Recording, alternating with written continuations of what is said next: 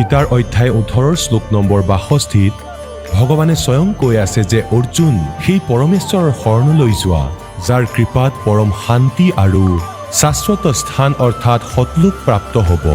সেই পৰমেশ্বৰ কোন হয়, ক'ত আছে, কেনেকুৱা? জানিবৰ কাৰণে নিশ্চয় শুনক জগতগুৰু তত্ত্বদৰ্শী সন্ত ৰামপাল দেৱ মহাৰাজৰ অমৃত বচন। সৰ্বপবিত্ৰ ধৰ্ম পবিত্ৰ শাস্ত্ৰৰ আধাৰত। তেওঁ মোক অভিশাপ দি দিলে যে চণ্ডাল, তোমাৰ জন্ম চণ্ডালৰ ঘৰত হ'ব, তৰ্ক কৰিছা। তেতিয়া কাকভূষণে কৈছে যে গুৰুদেৱ, মই দুখ নকৰিলোঁ সন্তৰ সেই কুবচনৰ। তেওঁ মোক অভিশাপ দিলে। মই তেওঁক হাতযোৰ কৰি এনেকৈ ক'লোঁ যে হে মহৰ্ষিদেৱ, দাসৰ ভুল হৈ গ'ল, মই নিজ ব্যক্তি, মই কৰ্মহীন, সেইবাবে এনেকুৱা ভাষা আপোনাৰ সন্মুখত ক'লোঁ, মোৰ দুৰ্ভাগ্য। এটা দয়া কৰক দয়ালু, মই কোনোবা জন্মত যদি চণ্ডাল হৈও জন্ম লওঁ তথাপিও মই যাতে ভগৱানৰ ভক্তি নাপাহৰোঁ, এইটো দয়া কৰক মোক। গতিকে এইটো আশীৰ্বাদ দিলে লৌমচেখীয়ে। তাৰপিছত বাকী কথাখিনি ক'লে। তাৰপিছত কি হ'ল, এটা কাউৰীৰ ঘৰত জন্ম হ'ল মোৰ। যেনেকৈ ব্ৰহ্মাদেৱ আছে, এওঁৰ শংখ বাহন হয় আৰু শংখৰ লগত এজনী সংঘিনী কম্পালচৰি থাকেই। গতিকে ব্ৰহ্মাৰ যি পত্নী সাবিত্ৰী যেতিয়া সংঘিনীজনীয়ে গৰ্ভধাৰণ কৰিলে অৰ্থাৎ গৰ্ভৱতী হোৱাৰ স্থিতিলৈ আহিলে, তেতিয়া কাউৰীয়ে চন্দ্ৰৰ ওচৰলৈ লৈ গ'ল, কাউৰীৰ দেৱলোকলৈ। তাৰ সৈতে মিলন হোৱাৰ পিছত কাকভূষণৰ উৎপত্তি হৈছিলে। বাকী শৰীৰ মানুহৰ দৰেই, ওপৰৰ মুখ আৰু ঠোঁট কাউৰীৰ দৰে। তাৰপিছত সি কাক লগ পালে। যেতিয়া সি কাকভূষণৰ ৰূপত জন্ম লৈছিলে তেতিয়া কৈছিলে মোক যুগজিত নামৰ মহাপুৰুষ এজনে আহি লগ কৰিছিলে। যেনেকৈ দাসে আপোনালোকক কৈছিলে, হঠংগদেয়া নিৰ্ণয় কৰিছিলে যে সেই পৰমাত্মাই স্বয়ঙে আহি ভাল আত্মাবোৰক যথাৰ্থ জ্ঞান দিয়ে। তেতিয়া সি কৈছিলে যে মই এজন যুগজিত নামৰ সন্তক লগ পাইছিলোঁ, যিজনে মোক পৰমাত্মাৰ জ্ঞান দিলে। তেওঁ মোক এনেকুৱা মন্ত্ৰ দিলে যাৰ পৰা মোৰ এনেকুৱা স্থিতি হ'ল যে মোৰ বহুত যুগলৈকে শৰীৰ অমৰ হ'ল। এতিয়া কাকভূষণৰো মৃত্যু হ'ব, কিয়নো এতিয়া এইটো সময়। যদি এইটো জন্মত কাকভূষণৰ জন্ম হ'ল হয় তেতিয়া মুক্তি হ'ল হয়নে? এতিয়া আজি যি প্ৰসংগ চলি আছে যে দুই প্ৰকাৰে মানৱ শৰীৰ প্ৰাপ্ত। আপোনালোকে যে ভগৱানক বিচাৰি ভ্ৰমি আছিলে আৰু ইয়ালৈ আহিলে, আপোনালোক বহুত পুণ্যকৰ্মী প্ৰাণী। আগৰ জন্মতো আপোনালোক মানুহ আছিলে আৰু মানুহৰ দৰেই স্বভাৱ। যদি কওঁ শাৰী পাতা তেন্তে শাৰী পাতা তোমালোকে। যদি কওঁ ইয়াত এনেকৈ বহা, তালৈ যোৱা, এইটো কৰা, কৰে, কাৰণ আপোনালোক সভ্য। আৰু এনেকুৱা ব্যক্তিয়ে শীঘ্ৰেই জ্ঞান প্ৰাপ্ত কৰে আৰু শীঘ্ৰেই তেনেকুৱা ৰূপেই লয় যিটো সন্তই ল'বলৈ কয়। আপোনালোকৰ মহিলা বেছি নাই। যদি কাপোৰ এখন বেছি মলি হয় তেনেহ'লে ধুবিয়ে বেছি প্ৰযত্ন কৰিবলগীয়া হয়, চাফা সেইখনো হ'ব। গতিকে স্থিতি এই ধৰণৰ। যি দ্বিতীয় ধৰণৰ ব্যক্তি তেওঁলোকৰ ওপৰতো দয়া হ'ব, কিয়নো ঠায়ে ঠায়ে ভগৱানৰ চৰ্চা চলি আছে, টিভিত চলি আছে। এজন ঘৰত 4জন সদস্য, 3জনে নাম লৈছে, এজনে নুশুনেই। গতিকে সি মনুষ্যজনীৰ পৰা অহা প্ৰাণী নহয়, কুপুৰুষ সংসাৰৰ সৈতে জড়িত হ'ল। যিহেতু সমগ্ৰ পৰিয়ালে লাগি আছে, পৰমাত্মাৰ বাণী চলি আছে, তাৰ ওপৰত সেই বাণীৰ প্ৰভাৱ হ'ব আৰু এদিন নহয় এদিন সমগ্ৰ বিশ্ব পৰমাত্মাৰ শৰণলৈ আহিব আৰু সকলোৰে কল্যাণ হ'ব, লাগিলে যি প্ৰকাৰেই জন্ম নলওক কিয়। বলো সতগুৰুদেৱ।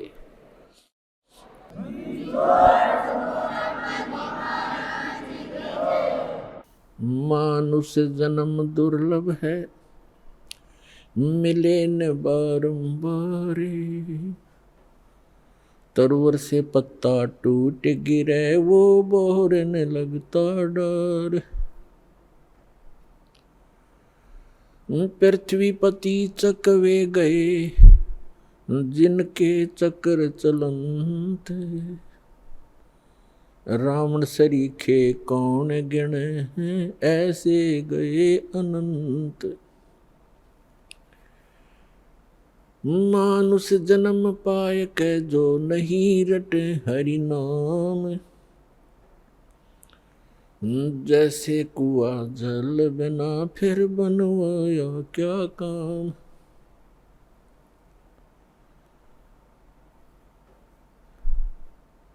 राम नाम की लूट है, लूटी जाते लूटे। पीछे फिर पछताओगे, हे प्राण जहांगे छूट। नंगा आया जगत में, नंगा ही तू जाए।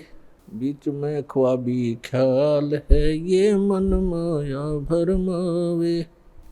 मर्द गर्द में मिल गए, वो रावण से रणधीर। कंस के सी चाणोर से, भाई हिरण्यकशिपु बलबीर। तेरी क्या बुनियाद है, जीव जन्म धर लेते। गरीब दास हरि नाम बिना, तेरा खाली रह जा खेत। जिन हर की चोरी करी, और गए राम गुण बोले। ते बेदना बागुल किए है, रहे उर्द मुख झोले। राम रटत कोड़ी भलो, चू चू पड़े जो चामे। वो सुंदर शरीर किस काम का, जा मुख नाही नाम।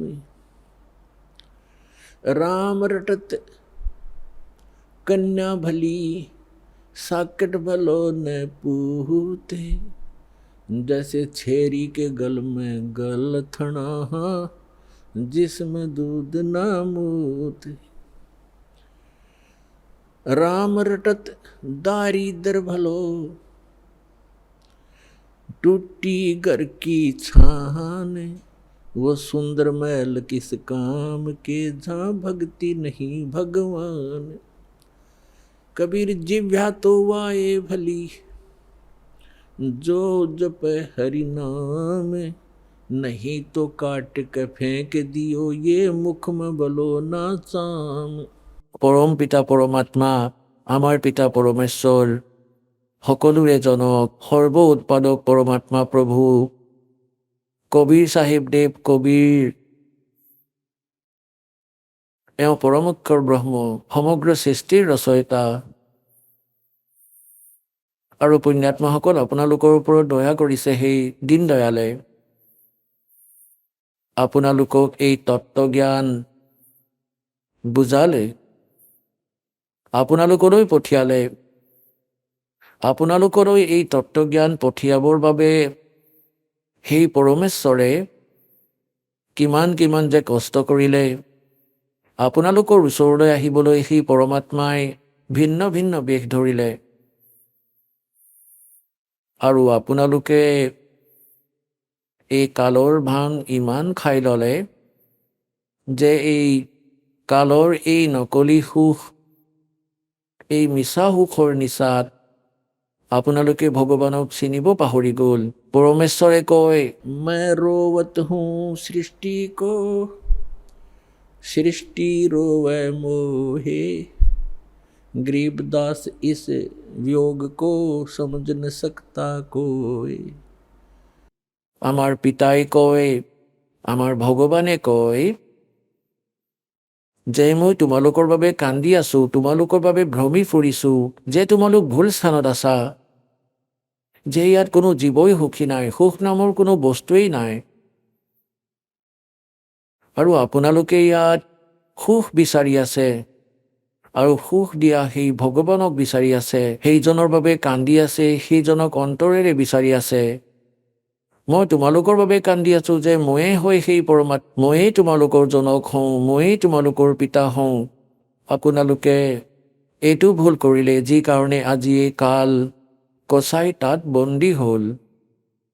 কাৰোবাৰ পুত্ৰক মাৰি পেলালে, কাৰোবাৰ পুত্ৰীক মাৰি পেলালে, কাৰোবাৰ জোঁৱাই মৰি গ'ল, কাৰোবাৰ কেঞ্চাৰ হৈ গ'ল, কাৰোবাৰ ভৰি কাটি গ'ল, কাৰোবাৰ কেঞ্চাৰ হৈছে, সেই ৰোগৰ কষ্টত ভুগি আছে। আৰু যিবোৰ বাকী আছে তেওঁলোকে ভাবে যে আমি ঠিকেই আছোঁ। যদি আপোনালোকে ৰোগৰহিত হৈ আছে, তেনেহ'লে কাইলৈ মৃত্যু হ'ব আৰু তাৰপিছত গাধ হ'ব, তেন্তে কি ঠিকেই আছেনো?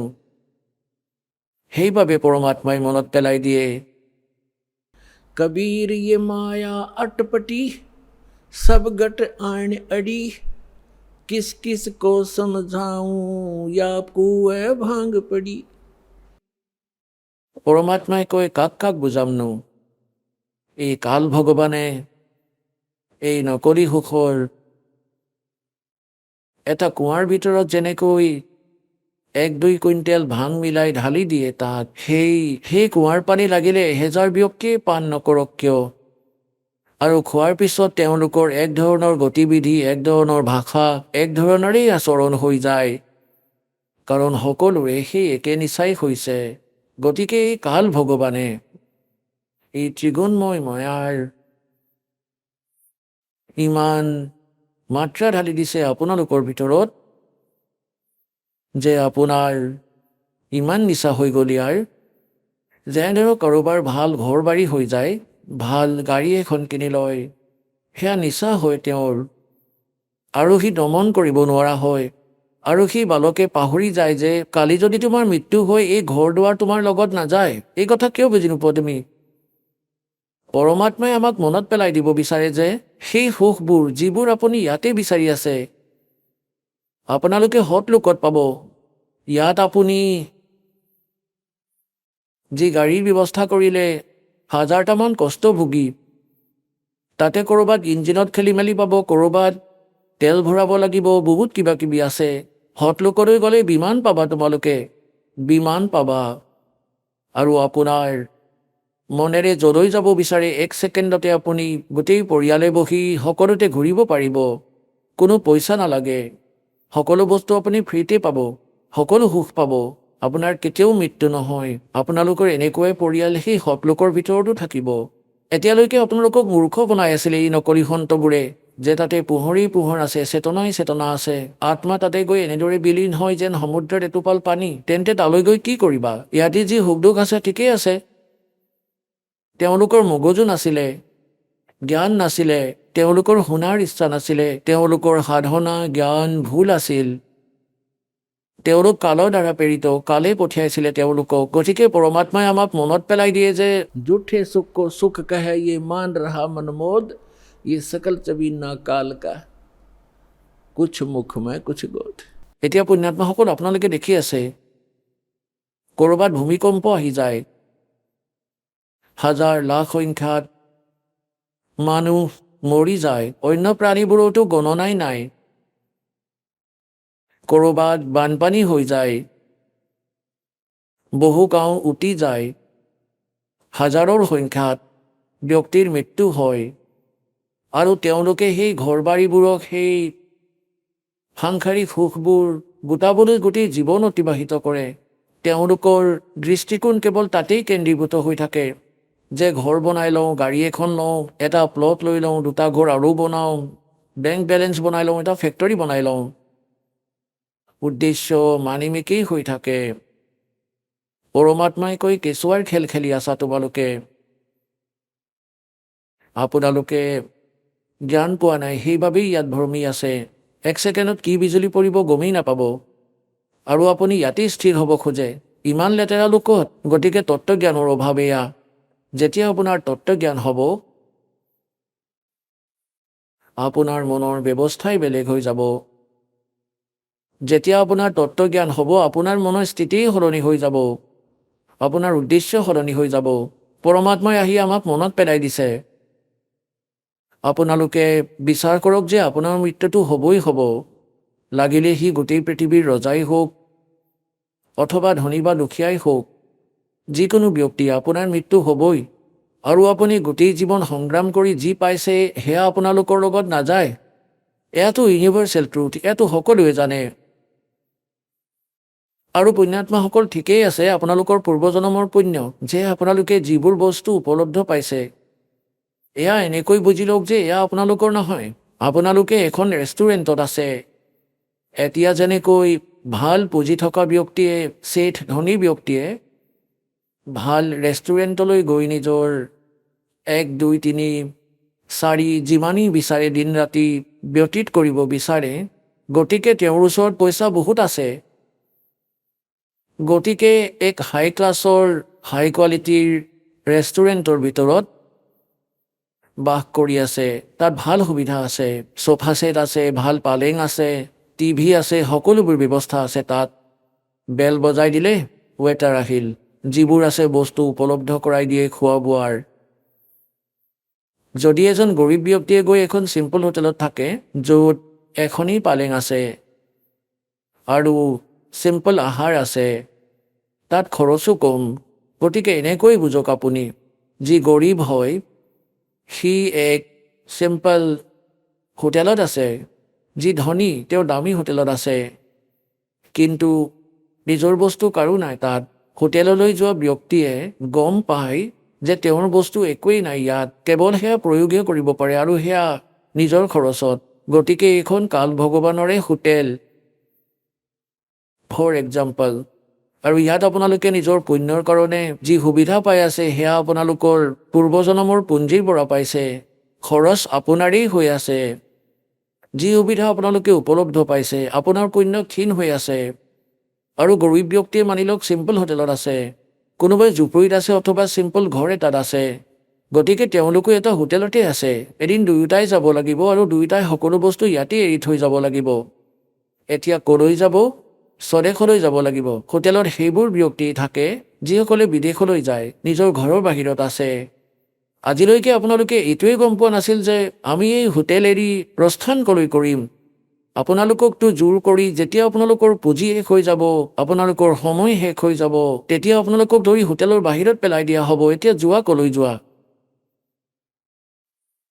যেতিয়া আমি ঘৰৰ পৰা বাহিৰলৈ যাওঁ তেনেকৈ কোনো কাম কাৰ্যবশতঃ, গতিকে যোৱাৰ আগতে আমি তাত ক'ত থাকিম, ৰাতি ক'ত ব্যতীত কৰিম তাৰ ব্যৱস্থা আগতেই কৰি যাওঁ।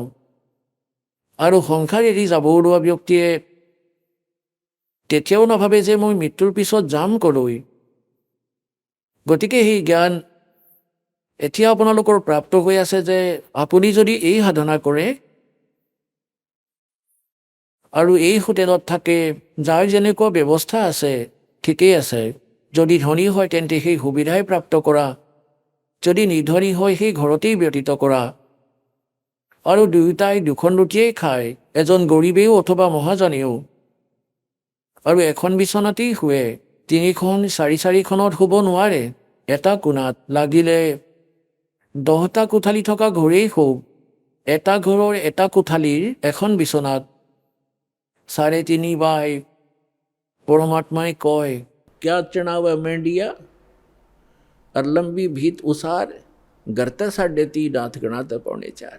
অৰ্থাৎ আপুনি শোৱাৰ বাবে নিজৰ হাতখন ইমান হয়, প্ৰত্যেকৰে শৰীৰৰ নিজৰ হাতৰ 3.5 হাত জোখৰ থাকে, 3.5 হয় হাতখন। গতিকে পৰমাত্মাই কয় আপুনি লাগিলে 10টা কোঠালি থকা ঘৰেই বনাওক, তাতে 3.5 হাত বাই 1 হাত, ইমানখিনি ঠাইৰ প্ৰয়োজন আপোনাৰ। বাকী কোঠালিৰ প্ৰয়োজনেই নাই, কি লাভ হ'বনো? সময় নষ্ট, নিজৰ জীৱন ব্যৰ্থ কৰিলা।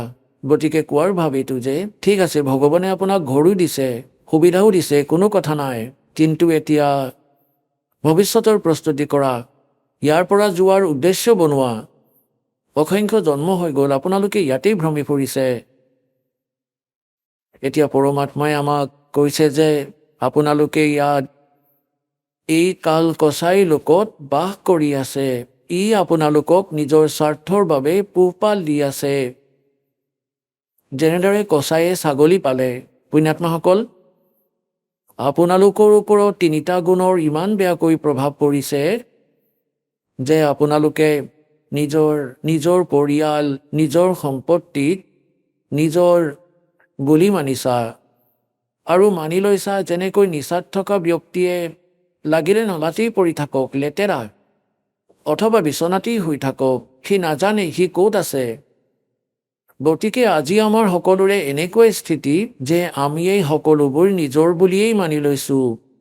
আৰু সেইবাবেই কোৱা হৈছে যে আপোনালোকে কচাই লোকত বাস কৰি আছে আৰু ইয়ে আপোনালোকক খাব এটা এটাকৈ। ই কাকোৱেই ক্ষমা নকৰে। ই এখন পৰিয়ালৰ 3টাকৈ মানুহ খাই পেলাই, কোনোবা দুৰ্ঘটনাত অথবা কোনো অন্য কাৰণত বা বেমাৰত। আৰু বাকী থকাখিনিয়ে ভাবে যে আমি ভালেই আছোঁ।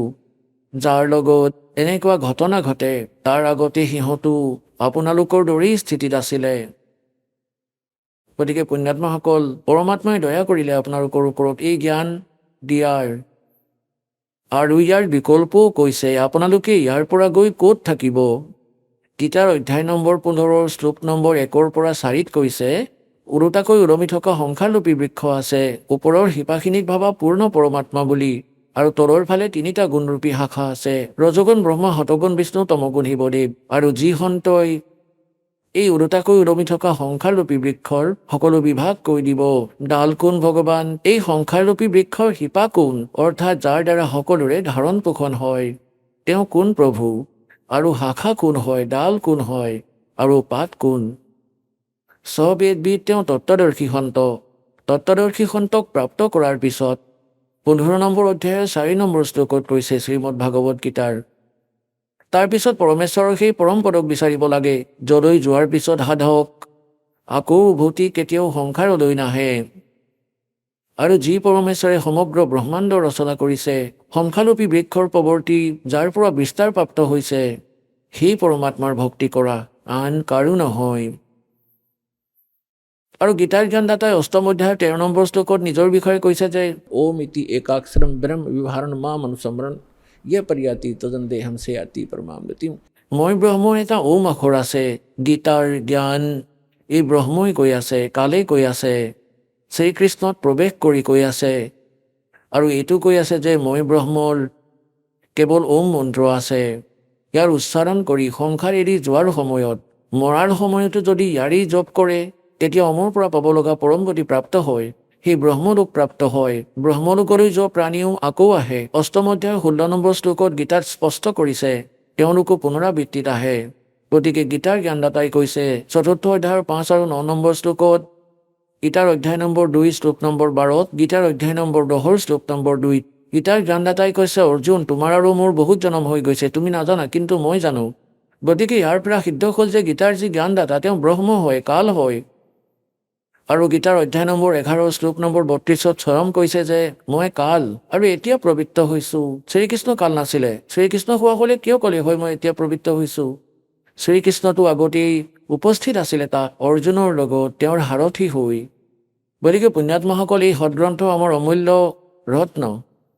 ইয়াক আমাৰ ধৰ্মগুৰুসকলে বুজি নাপালে, খেলি মেলি কৰি দিলে, আমাক ওলোটা জ্ঞান শিকাই দিলে, শ্ৰীকৃষ্ণক সুপ্ৰিম পাৱাৰ বুলি কৈ দিলে, য'ত নেকি শ্ৰীকৃষ্ণটো এখন ব্ৰহ্মাণ্ডৰ শতগুণ বিভাগৰ মন্ত্ৰী বুলি ভাবা, আৰু এওঁৰ পিতা কালক এখন ব্ৰহ্মাণ্ডৰ মুখ্যমন্ত্ৰী বুলি ধৰি লোৱা, আৰু অভাৰঅল কণ্ট্ৰলাৰ সমগ্ৰ ব্ৰহ্মাণ্ডৰ সেই প্ৰধানমন্ত্ৰী বুলি ভাবা, পৰমাক্ষৰ ব্ৰহ্ম বুলি ভাবা। তেওঁ পূৰ্ণ পৰমাত্মা।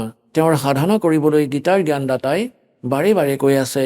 গীতাৰ অধ্যায় নম্বৰ 18 শ্লোক নম্বৰ 62ত কৈছে যে অৰ্জুন, তুমি সৰ্বভাৱেৰে সেই পৰমেশ্বৰৰ শৰণলৈ যোৱা। সেই পৰমেশ্বৰৰ কৃপাতেই তুমি পৰম শান্তি আৰু সনাতন পৰম ধাম প্ৰাপ্ত কৰিবা। গীতাৰ অধ্যায় নম্বৰ 8 শ্লোক নম্বৰ 1ত অৰ্জুনে সুধিলে যে পৰমাত্মা, আপুনি যি 7ম অধ্যায় 29 নম্বৰ শ্লোকত যি তৎব্ৰহ্মৰ তথ্য দিছে, যে তৎব্ৰহ্মৰ সৈতে পৰিচিত প্ৰাণী এই আধ্যাত্মিক জ্ঞানৰ সৈতে পৰিচিত আৰু সকলো কৰ্মৰ সৈতে পৰিচিত ব্যক্তিয়ে জৰা আৰু মৰণৰ পৰা বাচি যোৱাৰ বাবে প্ৰযত্ন কৰে। জৰা মানে বৃদ্ধাৱস্থা আৰু মৰণ মানে মৃত্যু। বৃদ্ধাৱস্থা আৰু মৃত্যুৰ পৰা বাচি যাবৰ বাবে যিয়ে প্ৰযত্ন কৰে, তেওঁ সেই তৎব্ৰহ্মৰ সৈতে পৰিচিত, অৰ্থাৎ সেই পূৰ্ণ পৰমাত্মাৰ সৈতে পৰিচিত, সেই শাশ্বত স্থানৰ সৈতে পৰিচিত। তালৈ যোৱাৰ পিছত মানুহ বুঢ়া নহয়, বৃদ্ধাৱস্থা নাহে আৰু মৃত্যু নহয়। 8ম অধ্যায়ৰ 1ম মন্ত্ৰত অৰ্জুনে সুধিলে যে কিম তৎব্ৰহ্ম, সেই তৎব্ৰহ্ম কি হয়, কৈ দিয়ক মোক। এতিয়া 8ম অধ্যায়ৰ 3 নম্বৰ শ্লোকত গীতাৰ জ্ঞানদাতা কালে কৈ আছে ব্ৰহ্মই, যে তেওঁ পৰম অক্ষৰ ব্ৰহ্ম, অৰ্থাৎ গীতাৰ জ্ঞানদাতাতকৈ অন্য হয় সেই প্ৰভু, সেই স্বামী, সেই মালিক।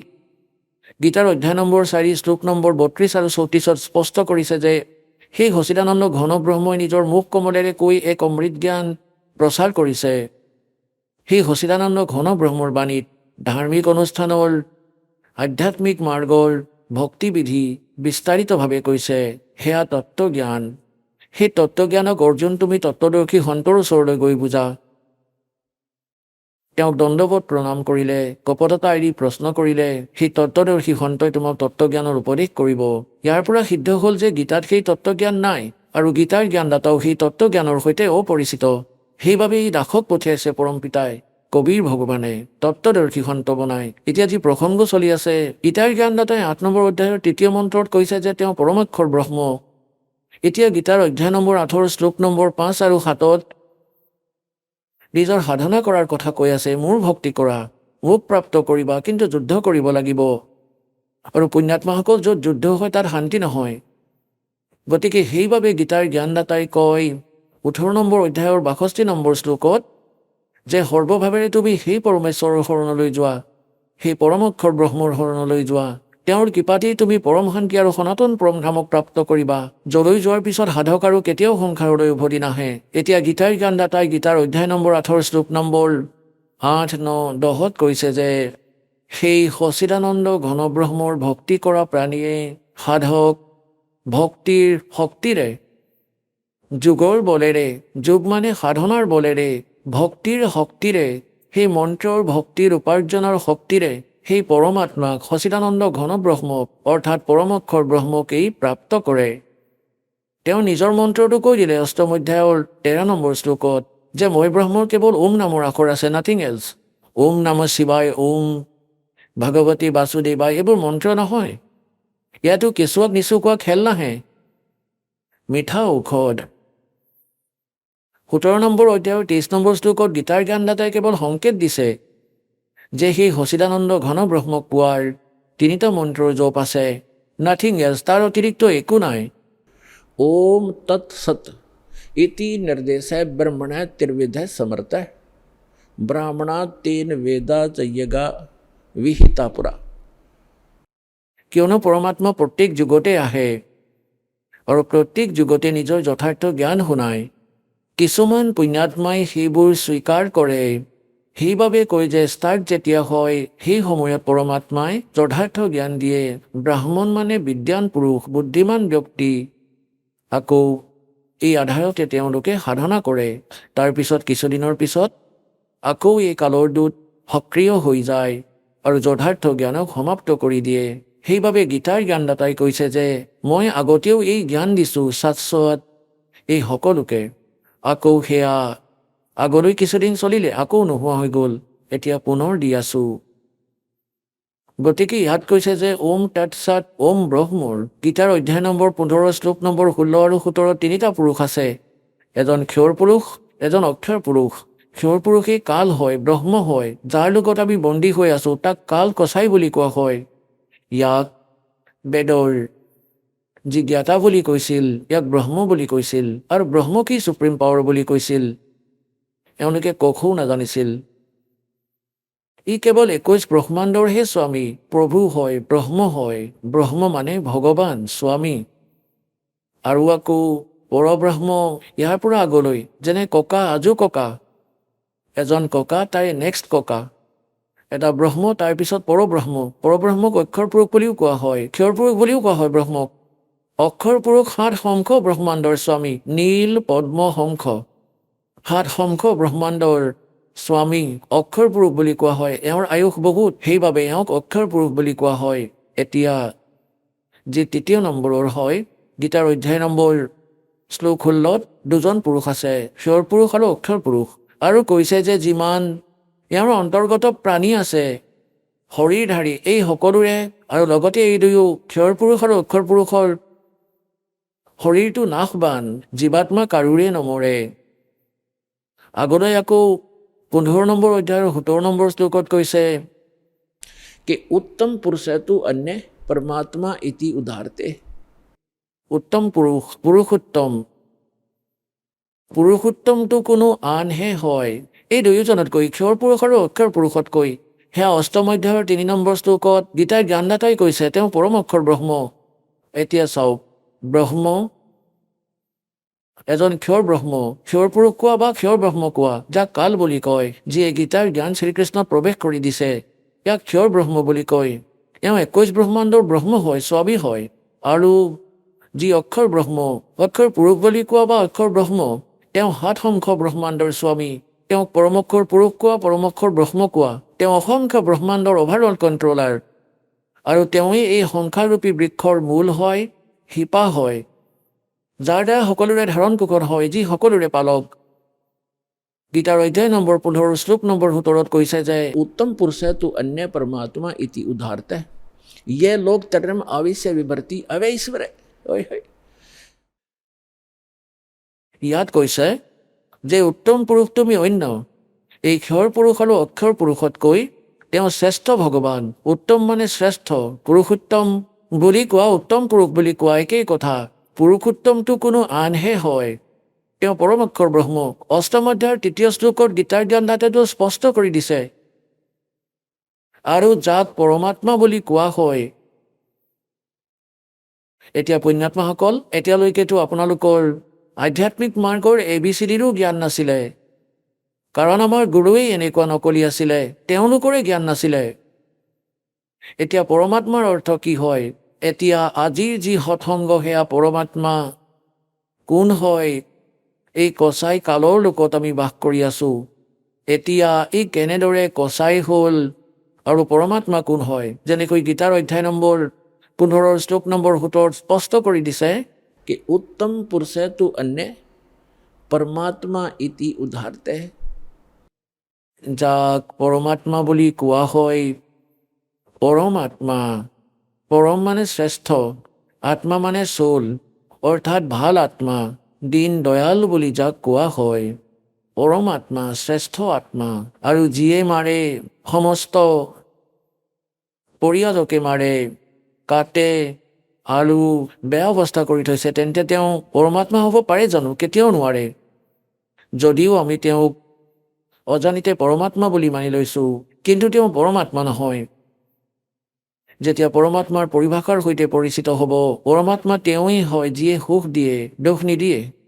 গতিকে তেওঁ সৎলোক সেই পৰমাত্মা, যিয়ে আমাক সেই স্থানৰ কথা কৈছে যে মোৰ সেইখন লোক হয় য'ত মই এনেকুৱা ব্যৱস্থা কৰি থৈছোঁ যে আপোনালোক অসংখ্য ব্ৰহ্মাণ্ডৰ প্ৰাণীয়ে সেই সৎলোকত থাকিব পাৰিব। আৰু সকলোৰে বাবে একেধৰণৰে ব্যৱস্থা আছে। সুন্দৰ মহল বনোৱা আছে, তেজপুঞ্জৰ সুন্দৰ, সন্মুখত বাগিচা আছে, সন্মুখত পাৰ্ক বনোৱা আছে, তাত বহুত সুন্দৰ ফল মেমা সদায় লাগি থাকে। আৰু যেতিয়াই বিচাৰা কিবা আহাৰ কৰাৰ ইচ্ছা কৰিলে সেয়া আপোনাৰ পাকঘৰত তৈয়াৰ হৈ থকা পাব, বনাই থোৱা, ৰান্ধি থোৱা ছেকেণ্ডতে। আৰু ফল ফ্ৰুইট, গতিকে তালৈ যোৱাৰ বাবে পৰমাত্মাই কৈছে। গতিকে তেওঁৱেই পৰমাত্মা। তেওঁ পৰমাত্মা বুলি কয়। তাত মৃত্যু নাই, বৃদ্ধাৱস্থা নাই, ৰোগ নাই, শৰীৰ এনেকুৱা, খং ৰাগ নাই। আৰু তাৰ ব্যৱস্থা এনেকুৱা, বিচাৰিলেও খং নুঠিব, কাৰণ সকলোৱে একেধৰণৰে সুবিধা পাইছে। যেনে পুণ্যাত্মাসকল আপোনালোক ইয়াত আছে, 2 দিন থাকিব, 10 দিন থাকিব, আপোনালোকে বনাই থোৱা ভোজন ভাণ্ডাৰত পাই যাব। সকলো একেধৰণৰ, ক'তো পাৰ্থক্য নাই। বহাৰ ব্যৱস্থা সকলোৰে একেই, আপোনালোকৰ বিচনাও একেধৰণৰ হ'ব, একেধৰণৰ সকলোৱে গা ধোৱাৰ ব্যৱস্থা সকলো একেধৰণৰ পাব। গতিকে ইয়াত খং নুঠিবই। কোনোবা মূৰ্খৰহে, বুদ্ধি নোহোৱাৰহে, যাৰ স্বভাৱ ভাল নহয়, সিহঁতে আহিহে যি টি কথা ক'ব। কোনোবাই এঠাইত গাদ্দি লগাই লৈছে, নিজৰ বিচনাখন পাৰি লৈছে, আন এজনে আহি ক'ব উঠা ইয়াৰ পৰা, মই বহিম ইয়াত। আপুনি য'তে নাযায় কিয় এনেকুৱা ধৰণৰ বেয়া মানুহ পাবই। ইহঁতবোৰ দুৰ্বুদ্ধিৰ। যদি সভ্য ব্যক্তি হ'ল হয়, তেন্তে ইয়াত কোনো ধৰণৰ খং ৰাগ নহ'লেহেঁতেন, কাৰণ সকলোৱে একেধৰণৰ ব্যৱস্থা পাইছে। এনেকৈ সৎ লোকৰ ভিতৰতো তাত কোনো বস্তুৰ অভাৱ নাই। চোৰ ডকাইত আৰু এই বেয়া কামবোৰ কিয় কৰে? কাৰণ ইয়াত সকলো বস্তুৰ অভাৱ। প্ৰত্যেক বস্তু প্ৰত্যেকৰে তাত উপলব্ধ নাই, যোনেই নহওক কিয়। কাৰোবাৰ এনেকুৱা বেমাৰ হ'ব, সি যিমানেই মহাজন নহওক কিয় ঔষধ নাপায়। মূৰ মাৰি লোৱা দেৱালত যিমান পাৰা।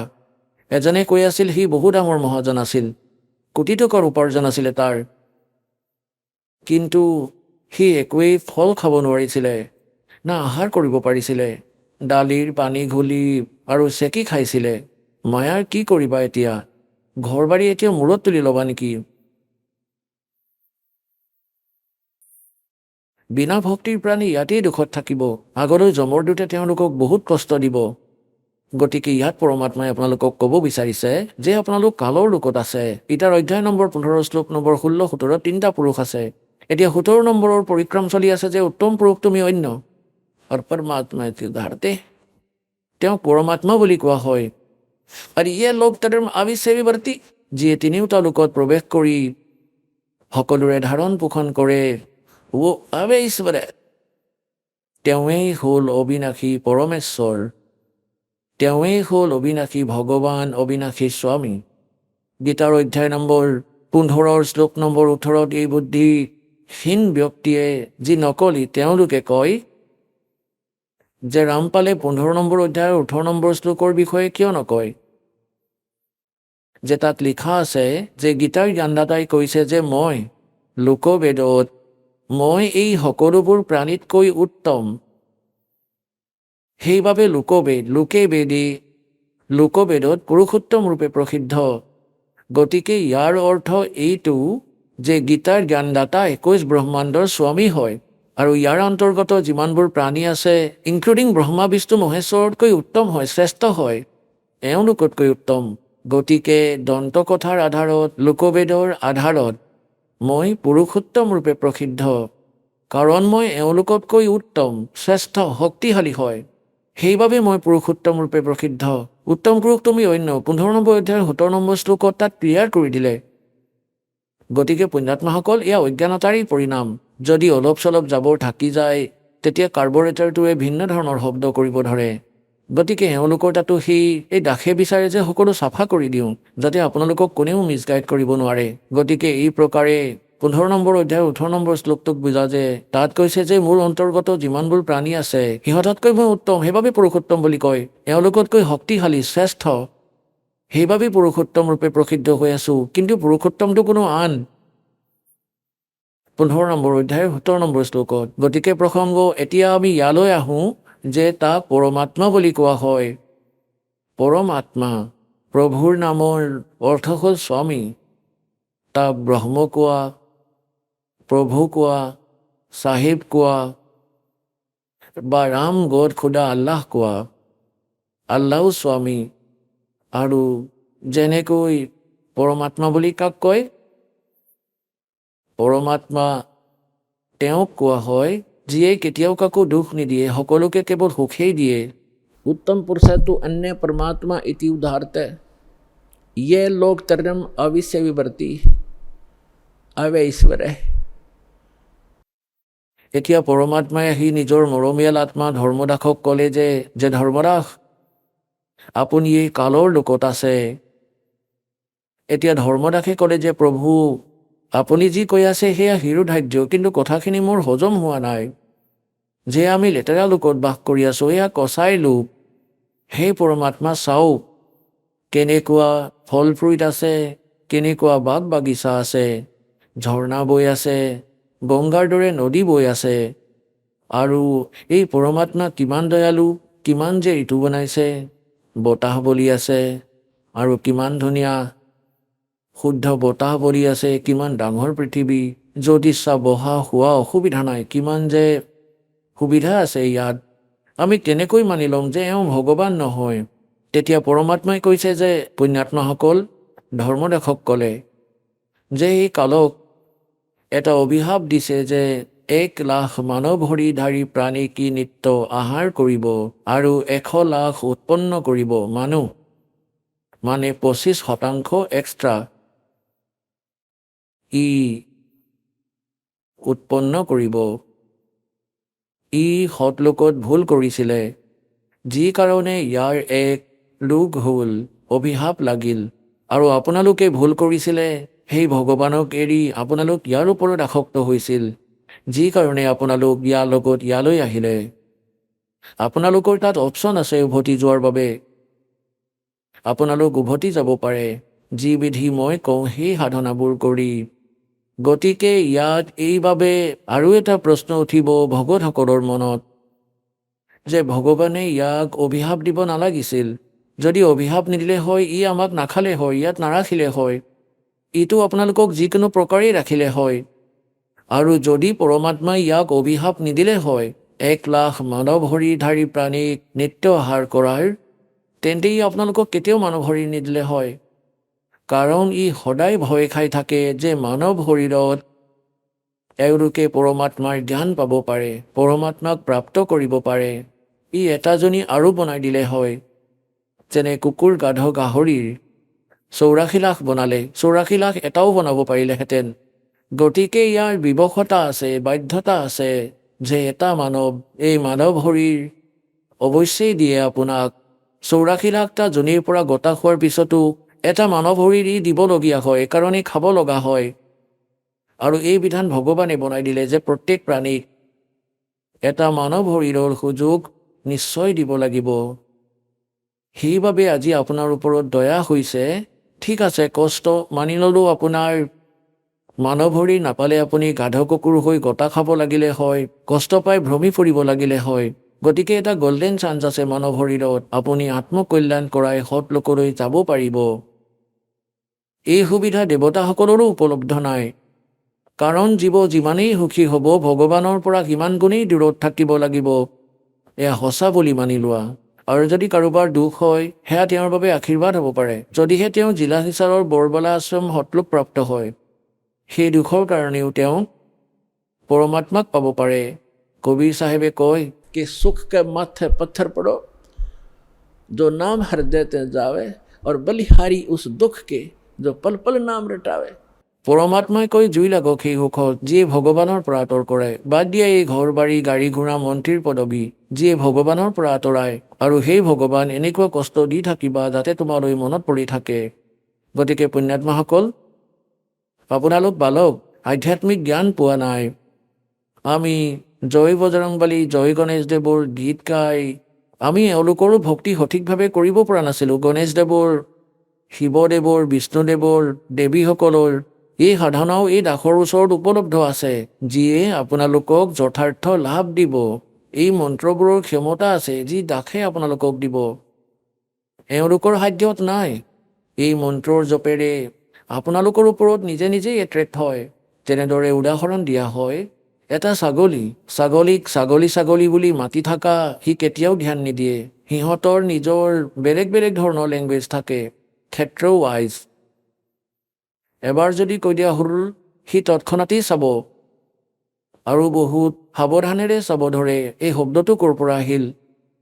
গতিকে এইটো বুজি ল'বা যে এই দাসে যি তোমালোকক মন্ত্ৰ দিব সেয়া ভগৱানৰ পূজা নহয়, এওঁলোকৰ পৰা লাভ লোৱা এয়া বিশেষ মন্ত্ৰ, যাৰ দ্বাৰা এওঁলোক এট্ৰেক্ট হয়, বিবশ হয়। এওঁলোকে লাভ দিবই। ইয়াৰ অতিৰিক্ত যিকোনো মন্ত্ৰই আপুনি জাপ কৰি থাকক, আপোনালোকে সেই আধ্যাত্মিক লাভ নাপাব, কাৰণ সেয়া শাস্ত্ৰবিধি ত্যাগ কৰি মনৰ মতে কৰা আচৰণ, যাৰ বিষয়ে গীতাৰ অধ্যায় নম্বৰ 16 শ্লোক 23-24 স্পষ্ট কৰিছে যে যিয়ে শাস্ত্ৰবিধি ত্যাগ কৰি মনৰ মতে আচৰণ কৰে তেওঁলোকে না সুখ পায়, না তেওঁলোকে কিবা সিদ্ধি পায়, না তেওঁলোকৰ কোনো পৰম গতি হয়। ইউজলেছ, ব্যৰ্থ। গতিকে শাস্ত্ৰ অনুকূল সাধনা এই বিশ্বত এই দাস ৰামপাল দাসৰ অতিৰিক্তে কাৰো ওচৰতেই উপলব্ধ নাই।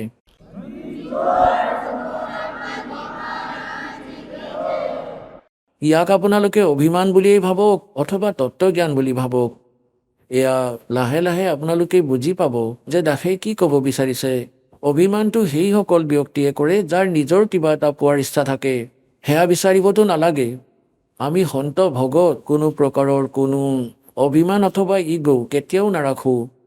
যিয়ে এইটো ৰাখে সি না ভগত না সন্ত, কাৰণ এয়াতো সদগ্ৰন্থত প্ৰমাণিত আছে। আমাৰ সদগ্ৰন্থবোৰত লিখা আছে সেই গুপ্তধন এওঁলোকৰ হাতত নপৰিল, কিয়নো এওঁলোকৰ জ্ঞান নাছিলে। এতিয়া পুণ্যাত্মাসকল, যেনেকৈ শ্ৰীমদ ভাগৱত গীতাৰ 17 নম্বৰ অধ্যায়ৰ শ্লোক নম্বৰ 23 লিখা আছে, ओम तत्सत इति निर्देश ब्रह्मण त्रिवेद समर्थ ब्राह्मणा तेन वेदात यज्ञा विहिता पुरा। ইয়াৰ অৰ্থ এইটো যে সেই সচিদানন্দ ঘন ব্ৰহ্মৰ পৰমক্ষৰ ব্ৰহ্মৰ প্ৰাপ্তিৰ সেই শাশ্বত স্থানলৈ যোৱাৰ এটা 3টা আখৰৰ মন্ত্ৰ আছে। ওম তৎসৎ ইতি নিৰ্দেশ মানে direction, nothing else, final decision. এতিয়া ইয়াততো ওম ব্ৰহ্মৰ হয়, ক্ষৰ পুৰুষৰ হয়, আৰু এই তৎ আৰু সৎ সাংকেতিক হয়। তৎ এয়া অক্ষৰ পুৰুষৰ, যাক অক্ষৰ ব্ৰহ্ম কোৱা হয়, যি 7 শংখ ব্ৰহ্মাণ্ডৰ স্বামী, এইটো মন্ত্ৰ। আৰু এয়া সৎ, এয়া পৰমক্ষৰ ব্ৰহ্মৰ মন্ত্ৰ।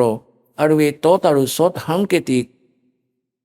আৰু ইয়াত কৈছে, गुरु बिन वेद पढ़े जो प्राणी, समझन सार रहे अज्ञानी। गुरु बिन काहू न पाया ज्ञाना, जो थोथा भूस छड़े मूड किसाना।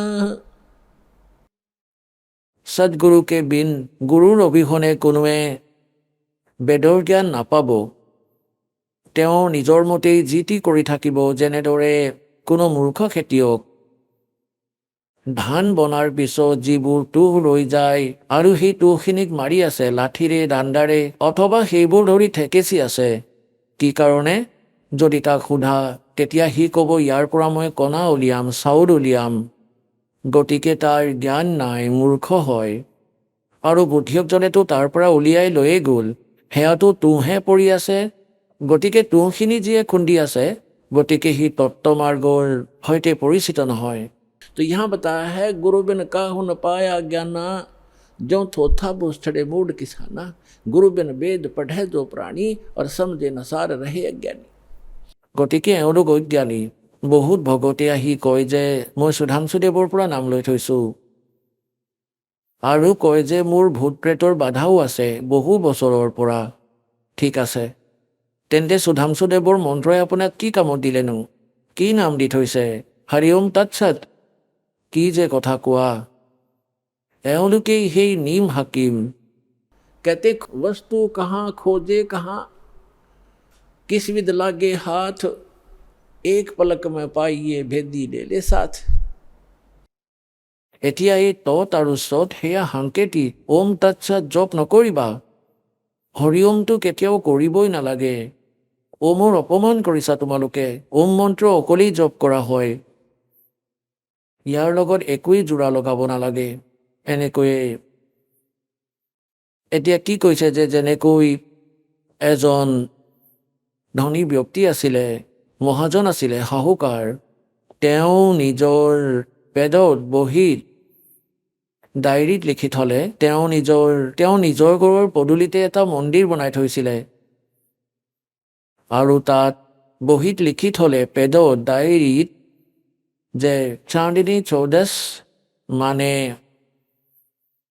চান্দিনী চৌদশ ৰাতি 12 বজাত মন্দিৰৰ গুমজত ইমান কিলো ৰূপ, ইমান কিলো সোণ আৰু ইমান নগদ পইচা জমা কৰি থৈছোঁ, লুকাই থৈছোঁ। সেইবাবে ক'ড ৱৰ্ডত লিখিছিলে যাতে ল'ৰা ছোৱালীয়ে ভুলতেও বিচাৰি নাপায়, ওলাই নলওক, মই যোৱাৰ পিছত যাতে সেইবোৰ প্ৰয়োগ নকৰক। সেইবাবে চোৰৰ ভয়তে তেওঁ এনেকৈ লুকুৱাই থৈছিলে। আগৰ দিনত বেংক নাছিলে। সেই মহাজনজনৰ মৃত্যু হৈ গ'ল হঠাতে। দেউতাকৰ অন্তিম সংস্কাৰ কৰাৰ পিছত তেওঁৰ ল'ৰা ছোৱালীয়ে তেওঁৰ লিখা লিখনিবোৰ চালে। তেওঁলোকে সেই ডায়েৰীখন চালে, তাত লিখা আছিলে চান্দিনী চৌদশ ৰাতি 12 বজাত মন্দিৰৰ গুমজত ইমান ধন লুকুৱাই থৈছোঁ। গতিকে তেওঁৰ ল'ৰা ছোৱালীয়ে 2-3 দিনৰ পিছত নিজৰ দেউতাকৰ ক্ৰিয়াকৰ্ম শেষ কৰি 1 সপ্তাহ 10 দিন 12 দিনৰ পিছত সেয়া মন্দিৰৰ গুমজটো ভাঙি দিলে ৰাতিৰ সময়ত। তেওঁলোকে ভাবিলে যে দেউতাই এয়া সংকেত দিছে, দিনত ভাঙিলে মানুহে দেখিব, সেইবাবে ৰাতি ভাঙিবা। গতিকে ৰাতি তেওঁলোকে মন্দিৰৰ গুমজটো ভাঙি দিলে। তাত কিন্তু একো নাপালে। তেওঁলোকে নিৰাশ হ'ল যে দেউতাই আমাক ভুলকৈ দিশ দেখুৱাই থৈ গ'ল, আমাক ঠগিলে আৰু ধন আন ঠাইত লুকুৱাই থৈ গ'ল। এতিয়া সেয়া কেনেকৈ বিচাৰিম? গ'ল হাতৰ পৰা। বহুত ধন আছিলে, বহুত কান্দিব ধৰিলে। কিছুদিনৰ পিছত কোনোবা তেওঁৰ দেউতাকৰ বন্ধু মহাজন আহিল। ল'ৰা ছোৱালীয়ে নিজৰ সমস্যা তেওঁৰ সন্মুখত ক'লে যে খুৰা এনেকুৱা সমস্যা হৈছে, আমাৰ দেউতাই আমাক মিছা কথা ক'লে, পইচা আন ক'ৰবাত লুকুৱাই থৈছে, গুমজত আছে বুলি দেখিছিলে, গুমজো ভাঙি দিলোঁ, মন্দিৰো ভাঙি দিলোঁ। তেতিয়া সেই মহাজনজনে ক'লে মোক দেখুওৱা, ক'ত লিখা আছে। যেতিয়া লেখনি দেখিলে যে চান্দিনী চৌদশ ৰাতি 12 বজাত মন্দিৰৰ গুমজত ইমান পইচা থৈ দিছোঁ, তেতিয়া তেওঁ ক'লে যে পুত্ৰসকল, সেই গুমজটো যথাগঠিত যেনেকুৱা আছিল ঠিক তেনেকুৱাই বনোৱা, তেতিয়াহে ক'ব পাৰিম ক'ত আছে। আৰু চান্দিনী চৌদশ আহিব দিয়া। 15 দিনৰ পিছত, মাহ দিন পিছত, 20-15 দিন পিছত সেই চান্দিনী চৌদশ আহিবলগীয়া আছিলে। তেনেকুৱাই এটা গুম্বজ বনাই দিলে ৰাতিৰ সময়ত, পূৰ্ণিমা ৰাতি, আৰু গুমজৰ পোহৰ পদূলিত য'ত পৰিছিলে সিহঁতৰ ঘৰত সেই মাটি খন্দুৱালে এই দিশ দেখুৱাইছে, গতিকে ইয়াত খান্দা, তাতে ধন পাই গ'ল। তেওঁলোকে সকলোবোৰ গুম্বজ ভাঙি দিছে, স্থানৰ কথা গম পোৱা নাছিলে। এওঁলোকে সৎগ্ৰন্থৰ কোড নাজানিছিলে, জ্ঞান নাছিলে।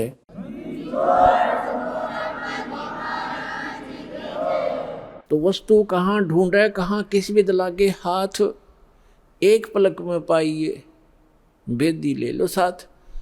গতিকে দাসক এই সৎগ্ৰন্থবোৰৰ জ্ঞানী বনাই, তত্ত্বদৰ্শী সন্ত বনাই কবিৰ ভগৱানে আপোনালোক তেওঁৰ সন্তানসকলৰ ওচৰলৈ পঠিয়াই দিলে।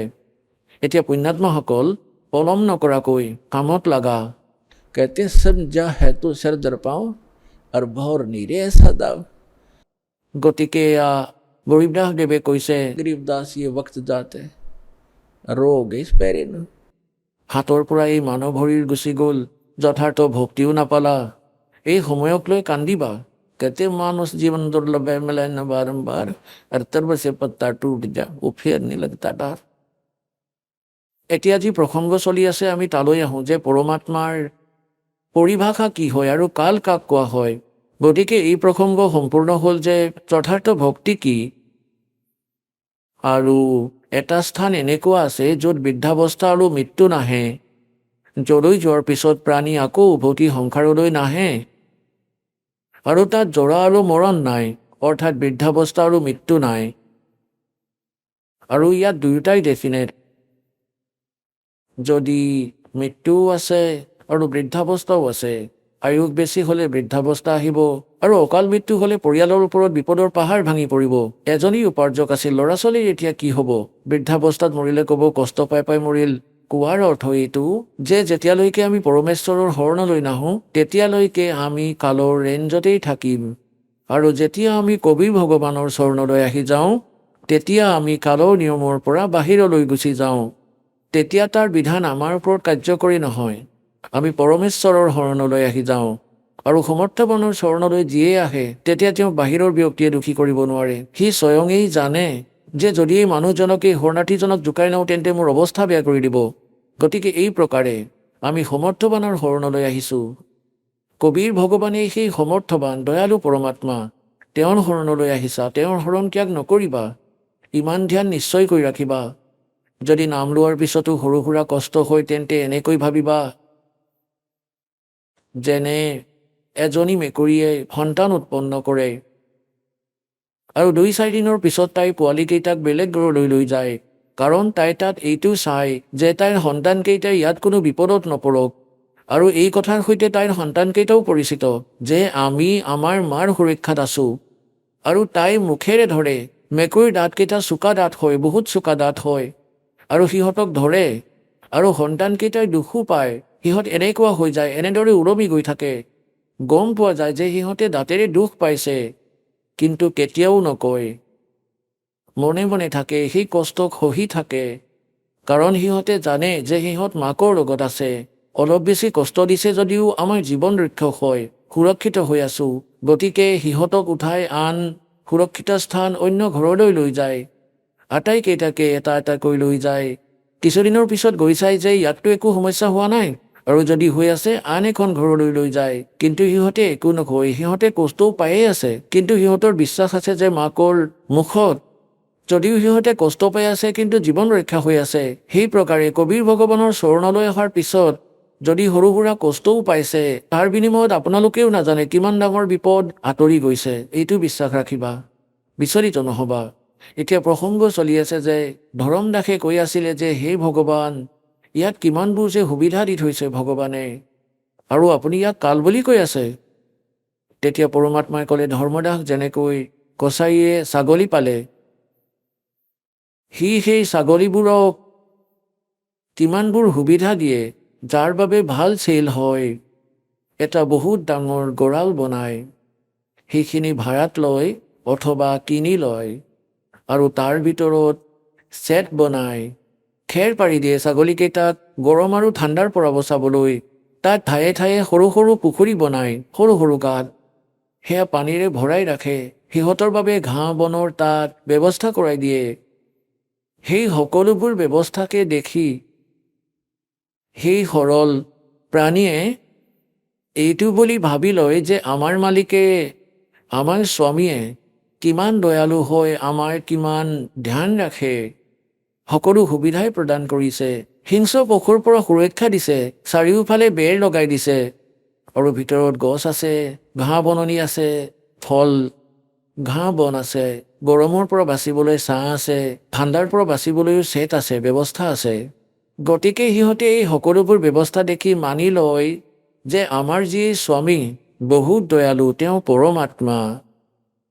আৰু কেতিয়াবা যদি সি সিহঁতৰ মাজলৈ আহে, তেতিয়া সকলোৱে তাক মৰম কৰিবলৈ চাৰিওফালে আগুৰি ধৰে, কোনোবাই ঠেং দুখন মেলি দিয়ে সাৱটি ধৰিবলৈ। সিহঁতে চেলেকেও মৰমতে জিভাৰে চেলেকিব বিচাৰে, তাক এক বিশেষ ৰিগাৰ্ড দিবৰ বাবে। সিহঁতে জিভাৰে চেলেকি আছে আৰু কচাইজনে হাতেৰে চাই আছে।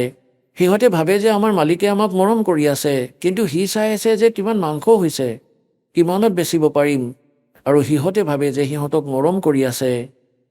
গতিকে পুণ্যাত্মাসকল, পৰমাত্মাই কয় যে যি সময়ত সেই কচাইজনক যেতিয়া ৫-১০টামান ছাগলীৰ প্ৰয়োজন হয়, তেতিয়া সেই সময়ত ই এইটো নাচায় যে কোন কাৰ মাক হয়, কাৰ পুত্ৰ।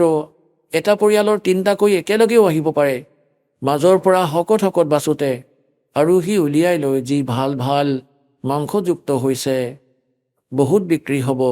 গতিকে সেই সময়ত সেই ছাগলীকেইটাইও গম পায়, সিহঁতে ইফালে সিফালে দৌৰিব ধৰে, কাৰণ সিহঁতে গম পায় যে সিহঁতক বিপদৰ স্থানলৈ লৈ যোৱা হ'ব। সিহঁতৰ আত্মাই ইমানখিনি আভাস পায়। গতিকে কোৱাৰ অৰ্থ এইটো যে একেই প্ৰকাৰে যি সুবিধা আপুনি ইয়াত দেখি আছে ধৰ্মদাস, পৰমাত্মাই কৈ আছে, কবিৰ ভগৱানে, এই সুবিধাবোৰ দেখি এনেকুৱা লাগিব যেন এওঁ বৰ দয়ালু ভগৱান। আৰু সেই সময়ত তোমাৰ বুদ্ধি হেৰাই যাব। কাৰোবাৰ পুত্ৰ মৰিব, কাৰোবাৰ পুত্ৰী মৰিব, এটা পৰিয়ালৰ ৩টা-৪টাকৈ সদস্য মৰি যাব। ইয়াত এজনে কৈ আছিলে, কোনোবাই চৰ্চাৰ পৰা সৎসংগ শুনি গৈ আছিলে, যাৰ সেই গাড়ীৰ ভিতৰত 16জন সদস্য আছিল এটা পৰিয়ালৰে, বুঢ়াজন ঘৰতেই আছিলে, 16জনেই এক্সিডেণ্টত মৰি গ'ল। কওক পুণ্যাত্মাসকল, তেওঁলোকৰ ঘৰ গাড়ী সকলোবোৰ ব্যৱস্থাই আছিলে, ক'ত নাশ হৈ গ'ল তেওঁলোকৰ। গতিকে কোৱাৰ অৰ্থ এইটো যে সেই সময়ত আপোনালোকৰ বুদ্ধি ক'লৈ যায়, এইবোৰ সুবিধা কোনে দি থৈছে, আৰু 1 মিনিটতে কিয় কাঢ়ি লৈ গ'ল। গতিকে ইয়াক কাল বুলি কোৱা হয়। আৰু যিয়ে কেৱল সুখেই দিয়ে তেওঁক দয়াল বুলি কোৱা হয়, পৰমাত্মা বুলি কোৱা হয়। আপোনালোকে এওঁক পৰমাত্মা বুলি মানি লৈছে, কিন্তু এওঁ পৰমাত্মা নহয়। ইয়াততো আপুনি দুখৰ বাহিৰে একোৱেই নাপায়। লাগিলে আপুনি যিমানেই সুখী ব্যক্তি নেদেখে কিয় মিছা সুখেৰে যুক্ত, লাগিলে কোনোবা মন্ত্ৰীয়ে হওক বা প্ৰধানমন্ত্ৰীয়ে হওক অথবা ডাঙৰ মহাজনেই হওক, তেওঁলোকৰ যিমানবোৰ সুবিধাই নেদেখে কিয়, গৰীব মানুহ এজনে এনেকৈ ভাবে এই গাড়ীঘৰ থকাবোৰ চাগে বৰ সুখী, অথবা যিসকল অফিচাৰ কৰ্মচাৰী অধিকাৰী এওঁলোক বৰ সুখী চাগে। সুখ নামৰ কোনো বস্তু নাই এই লেতেৰা লোকত। সকলোৱে টেনশ্যনত থাকে। বাহিৰৰ পৰা দেখিলে এনেকুৱা লাগে বৰ সুখী, কিন্তু ভিতৰৰ পৰা সকলোবোৰ ফোপোলা। যাকেই নোচোৱা কিয় সকলোৱে টেনশ্যন লৈয়ে ফুৰে। গতিকে যি চিন্তা নোহোৱা ঠাই আছে, স্থান আছে, সেয়া সত্যৰূপ। তাক সুখসাগৰ বুলিও কয়, সুখসাগৰ বুলি কয়। এতিয়া পুণ্যাত্মাসকল, পৰমাত্মা আপোনালোকৰ ওচৰলৈ আহিবলৈ এতিয়া কেনেকুৱা কেনেকুৱা লীলা কৰে।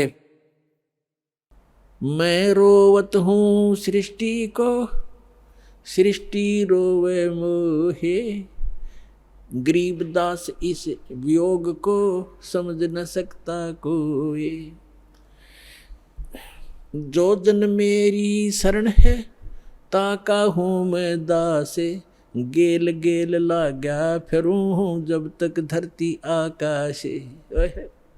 পুণ্যাত্মাসকল, পৰমাত্মাই কয়, যিয়ে এবাৰ মোৰ চৰণলৈ আহে তাক মই কেতিয়াও নেৰো, তাৰ লগতেই থাকিম। ঠিক আছে, তাৰ দুৰ্ভাগ্য, সি ইয়াৰ পৰা ওলাব পৰা নাই, তথাপিও পৰমাত্মা ইমানেই দয়ালু, আপোনাৰ পিছে পিছেই লাগি আছে। এতিয়া পুণ্যাত্মাসকল বিচাৰ কৰক, এই কিতাপ আপোনালোকে প্ৰাপ্ত কৰিলে অথবা টিভিত চাবলৈ পালে, এখন পৰিয়ালৰ 3জন 4জন 5জন সদস্য আছে, যাৰ মাজৰ 3জনে এই জ্ঞান বুজি পালে। তেওঁলোকৰ ইচ্ছা হ'ল যে আমি নাম ল'ম, দীক্ষা ল'ম, কল্যাণ কৰাম।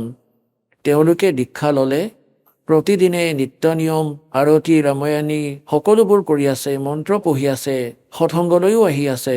আৰু বাকী যি দুজন আছে তেওঁলোকে নাভাবেই, ক'লে এনেকৈ কয় তোমালোকেই কৰা, তোমালোকে পাৰ হৈ যাবা, আমি নিজৰটো চাই ল'ম। এতিয়া কিনো চাব, গাধ খোৱাৰ পিছত গাধৰখীয়াই চাই ল'ব, আপুনি কিনো চাব? পিঠিত লাঠিৰে মাৰিব, কঁকালত আঢ়ৈ মোনৰ বোজা থাকিব, তাৰপিছত চাই ল'বা। চাব এতিয়াহে লাগে, জ্ঞানবোৰ বুজা।